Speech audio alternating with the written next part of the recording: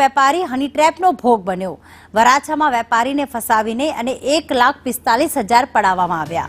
વરાછાના ભગુનગરની આ ઘટના છે કે જેમાં આ વેપારીને એક મકાનમાં બોલાવવામાં આવ્યો। વેપારીનો બીભત્સ હાલતમાં વિડીયો બનાવ્યો। દુષ્કર્મ કેસમાં ફસાવી દેવાની ધમકી આપી પોલીસે એક મહિલા સહિત 3 આરોપીઓને ઝડપી પાડ્યા છે। આરોપી નિલેશ ગોસ્વામી, ગૌરવ રબારીની ધરપકડ કરવામાં આવી છે। આરોપી મનીષા કોટડિયાની પણ ધરપકડ કરવામાં આવી છે।